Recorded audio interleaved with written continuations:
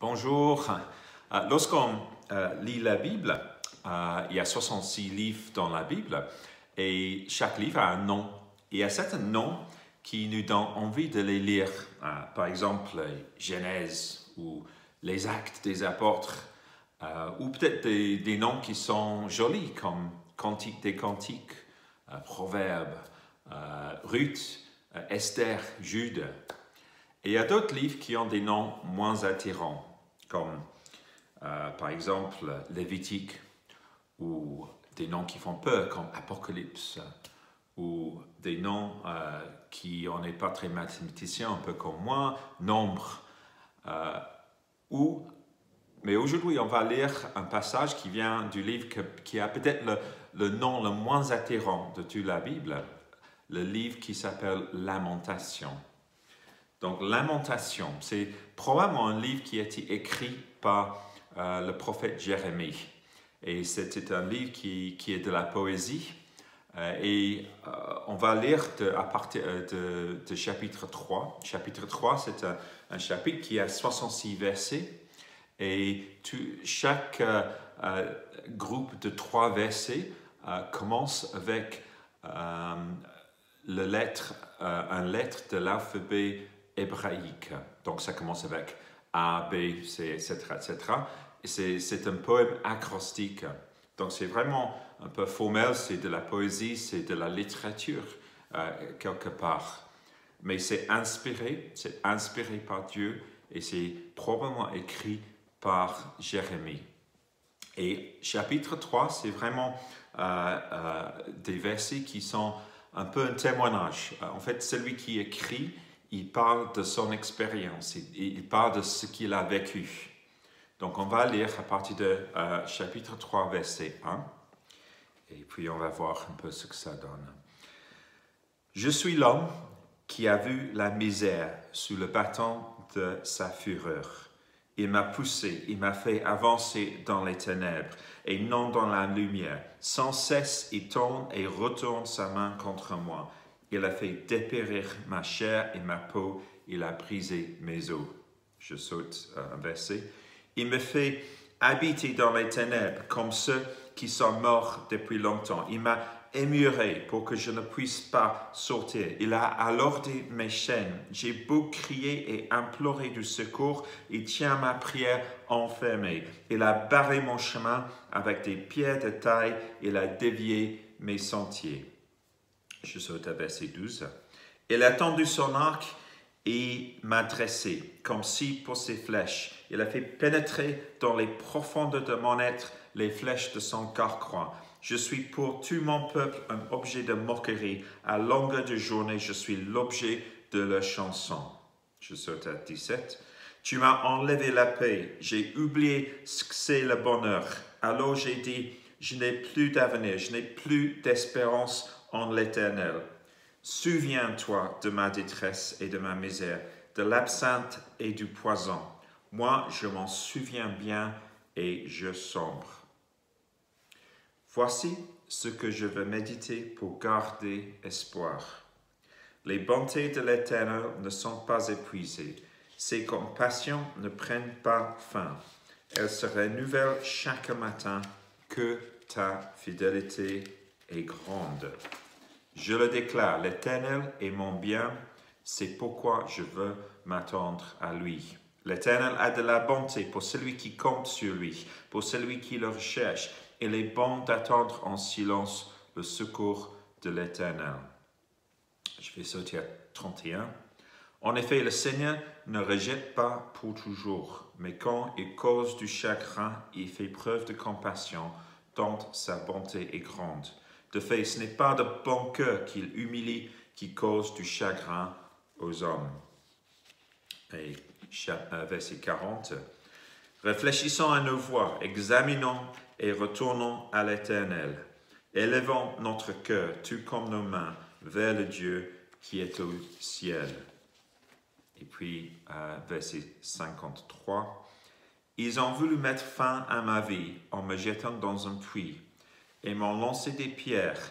L'eau a submergé ma tête. Je me disais, je suis perdu. J'ai fait appel à ton nom éternel au plus profond du puits. Tu as entendu ma voix. Ne bouge pas tes oreilles à ma demande de délivrance, à mon appel au secours. Le jour où j'ai fait appel à toi, tu t'es approché. Tu as dit, n'aie pas peur. Seigneur, tu as défendu ma cause, tu as racheté ma vie. Je vais juste prier. Seigneur, je prie, Seigneur, pour que tu nous aides avec ces paroles, cette partie de ta parole qui peut nous enseigner tant de choses, Seigneur. Seigneur, je prie pour que tu ouvres nos cœurs à toi et que tu m'aides à exprimer ce que tu as mis dans mon cœur, mais aussi que tu aides chacun qui m'entend, Seigneur, que tu parles à nos cœurs ce matin, je prie, dans le nom de Jésus. Amen. Donc Jérémie, qui est probablement l'auteur de ce livre, a vécu 40 ans. En fait, il avait un ministère de 40 ans, les derniers 40 ans du Juda. C'était avant la chute de Jérusalem, en 587 ans avant Jésus-Christ. Et donc, il a été prophète et pendant le règne de 5 rois, les 5 derniers rois du royaume de Juda. Et il a eu un appel difficile. Dieu lui a appelé à prédire la chute de Jérusalem, de dire aux gens c'était à cause de leur péché que ça va arriver, de les avertir et de les appeler à la repentance pour éviter cette catastrophe. Et en fait, souvent aussi, il a dû prophétiser en fait qu'il fallait se soumettre aux Babyloniens. En fait, à l'époque, il y avait une grande lutte dans le Moyen-Orient entre l'Égypte et le Babylonien, et Babylone, excusez-moi. Et donc, il y avait ce lutte entre ces puissances et quelque part, le petit royaume de Juda était entre les deux. Et souvent, Juda avait tendance d'aller vers l'Égypte, mais en fait, Jérémie les a conseillés d'aller vers Babylone. Et parce que c'était contraire à ce que les rois voulaient faire, ce que le peuple voulait faire, Jérémie était aussi parfois vu comme un traître, comme quelqu'un qui était contre le peuple. Il était persécuté par ceux qui étaient en autorité. Donc sa vie était vraiment difficile. Et dans ce chapitre, chapitre 3 au début, il parle un peu de ses souffrances et des choses qu'il a vécues. Et voilà quelque chose qu'ils disent. Par exemple, il dit « Je suis l'homme qui a vu la misère ». Donc, il a vu la misère. Il dit qu'il est quelqu'un qui a vécu des moments où Dieu semblait très loin de lui. Il dit « Il m'a poussé, il m'a fait avancer dans les ténèbres et non dans la lumière ». Il parle de Dieu. Donc, il a vécu des moments où c'était difficile de se connecter avec Dieu, où Dieu semblait contre lui ou loin de lui. Peut-être vous avez vécu des moments comme ça aussi dans votre vie, où Dieu semble loin, Dieu ne semble pas présent dans votre vie. Il dit, verset 5, il dit « Il a érigé des constructions contre moi ». Et verset 9, il dit « Il a barré mon chemin avec des pierres de taille, il a dévié mes sentiers ». Donc, parfois, il a senti dans sa vie que Dieu a bloqué son chemin, a empêché son avancement dans la vie. Et parfois, peut-être, c'est le cas pour nous. Peut-être il y a quelque chose pour lequel on prie depuis longtemps, ça n'arrive pas, ou on se trouve dans une circonstance, une situation difficile où ça ne change pas d'année en année. Peut-être on est bloqué dans un mariage qui est difficile, ou on se sent bloqué dans un travail qui est difficile, ou on veut que les circonstances de nos vies changent, ou une porte s'ouvre pour quelque chose, et rien ne se passe, et on sent que notre chemin est bloqué. C'est quelqu'un aussi qui a souffert physiquement. Il dit, il a fait dépérir ma chair et ma peau, il a brisé mes os. Donc c'est quelqu'un qui a qui a souffert physiquement, qui vieillissent, qui a souffert à cause de la famine, qui a souffert à cause des mauvais traitements qu'il a eus. C'est quelqu'un aussi qui a connu le confinement, un peu comme nous, mais pire que nous. Il dit, verset 7, « Il m'a émuré pour que je ne puisse pas sortir. » Et même pas avec une dérogation, il ne peut pas sortir. Il a alourdi mes chaînes. En fait, la dernière partie de sa vie, ou la dernière partie du livre de Jérémie, il est enfermé à Jérusalem pendant que la ville est siégée par les Babyloniens. Et donc, comme tout le monde, il souffre. Il y a une pénurie de pain, il y a une pénurie de tout. Et il est enfermé dans la ville comme les autres. Il dit, verset 10, qu'il a vécu des moments où c'était comme Dieu était son ennemi. Il est très fort dans ce qu'il dit. Il dit, il a été, il fait référence à Dieu, pour moi, un ours en embuscade, un lion dans un endroit caché. C'est un peu une image terrible de Dieu, mais il a ressenti sa vie avec Dieu, des moments que Dieu était vraiment, vraiment contre lui. Il a aussi vécu le rejet des autres. Par exemple, verset 14. « Je suis pour tout mon peuple un objet de moquerie. À longueur de journée, je suis l'objet de leur chanson. » Donc, il a été moqué par ses compatriotes, par ses compagnons. Il a été rejeté, abusé par les gens. Et verset 17, il dit, « Tu m'as enlevé la paix, j'ai oublié ce qu'est le bonheur. » C'est quelqu'un qui a connu un manque de paix, qui a oublié ce que c'est le bonheur. C'est quelqu'un qui dit, « Je n'ai plus d'espérance en l'Éternel. » Et puis, il dit, « Je m'en souviens bien et je sombre. » Donc, c'est quelqu'un aussi qui a connu la dépression, de voir les jours qui sont vraiment, vraiment noirs. Et peut-être on dit, mince, c'est quel genre de personne, Jérémie? C'est sûrement une personne qui avait beaucoup d'émotions, c'était sûrement quelqu'un qui avait un esprit très vivant, très sensible. Mais je pense que souvent, on trouve des chrétiens et on a vécu parfois des moments dans nos vies qui sont comme ça. On peut s'identifier avec certaines ces choses, même si on n'a pas vécu de même manière que lui, on peut reconnaître un peu des similarités, un peu dans notre expérience avec Dieu. Mais Jérémie a toujours resté fidèle avec Dieu. Et en verset 21, il dit, « Voici ce que je veux méditer pour garder espoir. » Donc, avec tout ce qu'il a vécu, Jérémie, ma question, c'est un peu comment Jérémie a pu garder espoir. Donc, il va nous montrer. Je pense qu'il y a 5 choses que je vois dans ce passage qui a aidé Jérémie à garder espoir et qui peut nous aider aussi à garder espoir dans les moments difficiles dans nos vies. Première chose, voici ce que je veux méditer pour garder espoir. Les bontés de l'Éternel ne sont pas épuisées. Il a médité sur les bontés de l'Éternel et le fait que les bontés de l'Éternel ne sont pas épuisées. La bonté de Dieu veut dire que Dieu est le critère suprême du bien et que tout ce que Dieu est et tout ce qu'il fait est digne d'approbation. Dieu, par sa nature, est un Dieu qui est bon. Psaume 34, verset 9 dit « Goûtez et voyez combien l'Éternel est bon. Heureux l'homme qui cherche refuge en lui. » On peut goûter à la bonté de Dieu.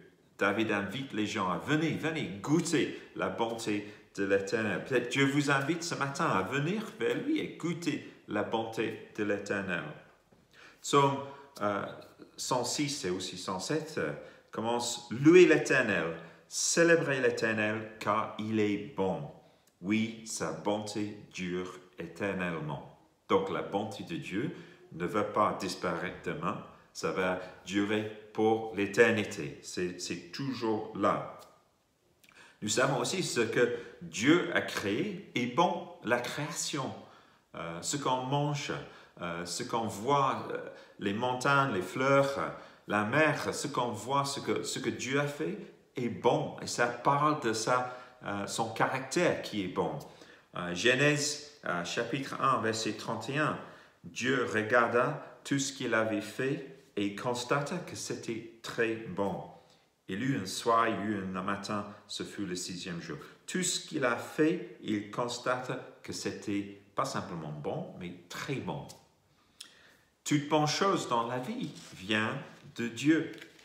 Jacques chapitre 1, verset 16, c'est écrit « Ne vous y trompez pas, mes frères et sœurs bien-aimés, tout bienfait et tout don parfait viennent d'en haut et descendent du Père des Lumières, en qui il n'y a ni changement, ni l'ombre d'une variation. Tout bienfait, tout don parfait vient d'en haut, vient de Dieu. » Donc, Jérémie a compris que les bontés de Dieu ne sont pas épuisées et les bontés de Dieu n'auront pas fin. Et nous pouvons aussi, dans les difficultés, s'en souvenir du fait que Dieu, c'est un Dieu par son caractère qui est bon, qui est très bon et qui a créé de bonnes choses. Et il ne va pas changer. Même si on vit des moments difficiles, le caractère de Dieu n'a pas changé. Deuxième chose que Jérémie fait, il dit, il a médité sur les compassions de l'Éternel. Les compassions de Dieu, si vous voulez, c'est la bonté de Dieu envers ceux qui sont dans le malheur ou la détresse. Par exemple, Psaume 103, verset 6. L'Éternel fait justice, il fait droit à tous les opprimés, il a fait connaître ses voies à Moïse, ses hauts faits aux enfants d'Israël. L'Éternel fait grâce, il est rempli de compassion, il est lent à la colère et riche en bonté. Et l'apôtre Paul dit de Corinthiens chapitre 1, verset 3, « Béni soit Dieu, le Père de notre Seigneur Jésus-Christ, le Père plein de compassion et le Dieu de tout réconfort. Il nous réconforte dans toutes nos détresses, afin que nous puissions réconforter ceux qui se trouvent dans la détresse, grâce à l'encouragement que nous recevons nous-mêmes de la part de Dieu. » Donc, il dit, « Béni soit le Père, plein de compassion et de tout réconfort. » Nous voyons la compassion de Dieu, peut-être surtout dans la vie de Jésus. Nous voyons Jésus qui guérit les malades, qui est ému de compassion lorsqu'il voit les foules, les gens qui sont perdus, qui n'ont pas d'enseignement, qui ont besoin d'être enseignés, qui ont besoin d'être aidés. Nous voyons Jésus qui touche les lépreux, qui guérissent, qui guérit tous ceux qui sont venus vers lui, parce qu'il a un cœur de compassion pour ces gens. Et nous lisons en Hébreux chapitre 4, verset 14, « Ainsi, puisque nous avons un souverain grand prêtre qui a traversé le ciel, Jésus, le Fils de Dieu, restons fermement attachés à la foi que nous professons. En effet, nous n'avons pas un grand prêtre incapable de compatir à nos faiblesses. Au contraire, il a été tenté en tout point comme nous, mais sans commettre de péché. Approchons-nous donc avec assurance du trône de la grâce, afin d'obtenir compassion et de trouver grâce pour être secouru au moment opportun. » Donc, Jérémie a compris la compassion de Dieu, même si Jérémie n'a pas encore vu toute la révélation de Dieu. Jérémie n'a pas vu le ministère de Jésus. Et nous avons beaucoup plus de révélations quelque part de lui parce que nous voyons Dieu dans le ministère de Jésus et nous voyons Jésus qui a agi avec compassion. Mais Dieu se révèle comme un Dieu qui a de la compassion, un Dieu qui peut montrer la bonté envers ceux qui sont dans la détresse. Troisième chose sur laquelle en fait Jérémie a médité, c'était la fidélité de Dieu. Parce qu'il dit que ta fidélité est grande. Et la fidélité de Dieu signifie que Dieu fera toujours ce qu'il a dit, il accomplira ce qu'il a promis. Et ça veut dire aussi que Dieu n'est pas un Dieu qui va nous laisser, qui va dire une chose un jour et puis nous laisser le deuxième jour. Par exemple, Deutéronome chapitre 31, verset 4 dit « Il est le rocher, ce qu'il accomplit est parfait, car toutes ses voies sont justes. C'est un Dieu fidèle et dépourvu d'injustice. Il est juste et droit. Il est juste et droit et un Dieu qui est fidèle. » Tite chapitre 1, c'est écrit « Le Dieu qui ne monte pas l'avait promis avant tous les temps. » Donc Dieu n'est pas un Dieu qui ment. Hébreux 6, verset 18, « Par deux actes irrévocables dans lesquels il est impossible que Dieu mente, nous sommes puissamment encouragés. » Dieu n'est pas un menteur. Dieu dit la vérité et Dieu reste fidèle à sa parole. Hébreux chapitre 13, versets 5 et 6, c'est écrit « En effet, Dieu lui-même a dit « Je ne te délaisserai pas, je ne t'abandonnerai pas. » C'est donc avec assurance que nous pouvons dire « Le Seigneur est mon secours, je n'aurai peur de rien. » Donc Dieu ne veut pas nous laisser. Dieu, c'est un Dieu qui dit la vérité. Dieu est fidèle envers nous. Si on devient chrétien, nous savons que nos péchés sont pardonnés. Nous savons que nous avons une relation avec Dieu. Nous savons que nous sommes devenus des enfants de Dieu. Et Dieu ne change pas d'un jour à l'autre. Nous restons ses enfants. Il est fidèle. Il ne change pas. Et ce que la Bible dit de nous, ce qui est vrai de nous, on peut être sûr parce que Dieu n'est pas un menteur. Et si Dieu dit « je vous aime », vous êtes mon enfant, tu es mon enfant, il n'est pas en train de mentir. On peut être sûr dans sa fidélité envers nous. Donc il y a trois choses sur lesquelles Jérémie a médité pour garder de l'espoir. Mais je pense qu'il y a d'autres choses dans la vie de Jérémie qui me montrent comment il a pu tenir tout ce qu'il a vécu dans sa vie. Et je pense que verset 26, ici, c'est écrit l'Éternel, en fait 25, l'Éternel a de la bonté pour celui qui compte sur lui, pour celui qui le recherche. Il est bon d'attendre en silence le secours de l'Éternel. Donc il y a plusieurs mots là. Il dit celui qui compte sur lui, donc qui met la confiance en lui. Celui qui le recherche, celui qui recherche Dieu, qui veut connaître Dieu, qui veut être en relation avec Dieu. Il est bon d'attendre en silence le secours de l'Éternel. Donc je pense que la quatrième chose qui a rendu Jérémie capable de tenir dans tout ce qu'il a vécu, c'était qu'il savait comment s'attendre à Dieu. Et il avait une relation profonde avec Dieu. Jérémie n'était pas quelqu'un de superficiel. Il a beaucoup souffert. Et c'était quelqu'un d'émotionnel. Donc, si on lit la première partie de ce passage, il exprime pleinement son chagrin, les choses qu'il a vécues. Il ne cache pas ses émotions. Mais il a une relation profonde avec Dieu qui l'aide à tenir bon. Je pense que, peut-être je vous pose la question, est-ce que vous avez une relation profonde avec Dieu? Est-ce que votre relation avec Dieu est en train de s'approfondir? J'espère que la mienne est en train de s'approfondir.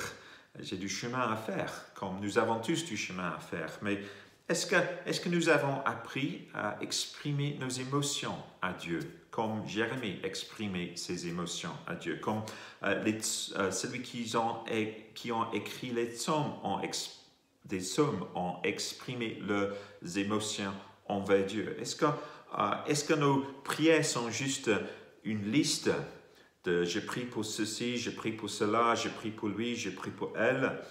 Ou est-ce que nos prières sont Seigneur, bénis ma famille, bénis mon travail, bénis l'œuvre de mes mains et c'est juste une recherche de bénédiction, protège-moi? Est-ce que nos prières sont juste cela ou est-ce que nos prières sont plus profondes? Est-ce que nos prières sont une vraie recherche à connaître Dieu, une vraie recherche à être en relation avec Dieu? Est-ce qu'on exprime notre chagrin, nos difficultés?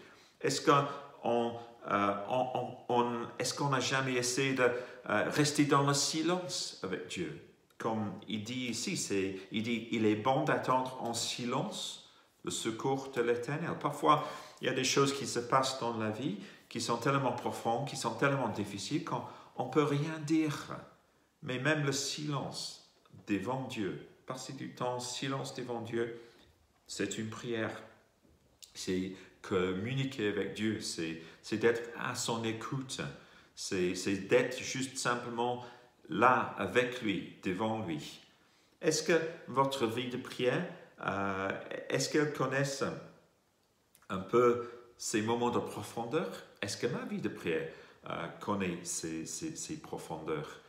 Nous avons besoin de grandir, de devenir plus enraciné en lui, d'avoir une relation profonde avec Dieu, comme Jérémie, pour tenir bon dans les difficultés de la vie. Cinquième chose que je vois ici, c'est que Jérémie était quelqu'un qui a compris que Dieu pouvait pardonner et délivrer. Donc, par exemple, versets 32 et 33, il comprend quelque chose par rapport au caractère de Dieu. Il dit, en effet, le Seigneur ne rejette pas pour toujours, mais quand il cause du chagrin, il fait preuve de compassion, tant sa bonté est grande. De fait, ce n'est pas de bon cœur qui l'humilie, qui cause du chagrin aux hommes. Donc, devant le désastre, devant beaucoup de souffrances que Jérémie voit, il comprend le caractère de Dieu. En fait, si Dieu laisse ça arriver sur terre, ce n'est pas que dans le cœur de Dieu, il veut faire ces choses.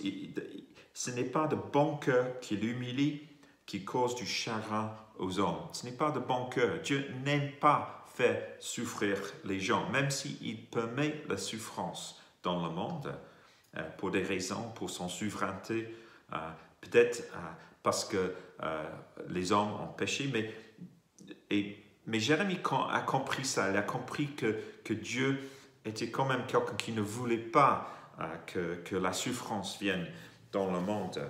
Et c'était quelqu'un aussi qui savait que, en fait, parfois la réaction à un jugement de Dieu, une réaction à ce que Dieu fait, c'était de s'examiner nous-mêmes. Que souvent le problème entre nous et Dieu reste avec nous, reste avec notre péché. Par exemple, versets 40 et 41, il dit « Réfléchissons à nos voies, examinons-les et retournons à l'Éternel. Élevons notre cœur, tout comme nos mains, vers le Dieu qui est au ciel. Réfléchissons à nos voies, examinons-les et retournons à l'Éternel. » Le problème pour Judas, c'était que les gens se sont détournés de Dieu. Ils ont loué d'autres dieux. Ils ont fait plein d'injustices. Ils ont oublié de suivre la loi de Dieu. Et ils ont payé les conséquences de cela. Et Jérémie les a avertis. Jérémie les a essayé de détourner de cette manière de faire. Mais ils ont souffert à cause de cela. Et c'est bien, Jérémie savait que, en fait, Dieu, c'est un Dieu qui fait grâce à ceux qui reconnaissent le problème, qui s'examinent, qui ne sont pas orgueilleux, qui reconnaissent qu'ils ont un problème devant Dieu Saint, qui reconnaissent le défaut, qui reconnaissent qu'ils ne sont pas saints devant Dieu. Mais Jérémie aussi savait que Dieu était un Dieu qui sauve, qui délivre aussi. Il y a en fait les derniers versets à partir de 53 que j'ai lus. Il écrit « Ils ont voulu mettre fin à ma vie en me jetant dans un puits et m'ont lancé des pierres. L'eau a submergé ma tête. J'ai dit « Je suis perdu. » Mais puis il dit j'ai fait appel à ton nom éternel, au plus profond du puits, tu as entendu ma voix. Et tu as dit, n'aie pas peur, Seigneur, tu as défendu ma cause, tu as racheté ma vie. Et ça, c'est quelque chose qui, en fait, réellement est survenu dans la vie de Jérémie. Si vous voulez lire Jérémie, le livre de Jérémie, chapitre 38, vous allez voir qu'il y avait un moment où Jérémie était mis dans une citerne par ses ennemis. Il a été laissé descendre dans la citerne et s'enfoncer dans la bulle au fond de la citerne. Ils allaient le laisser mourir dans la citerne.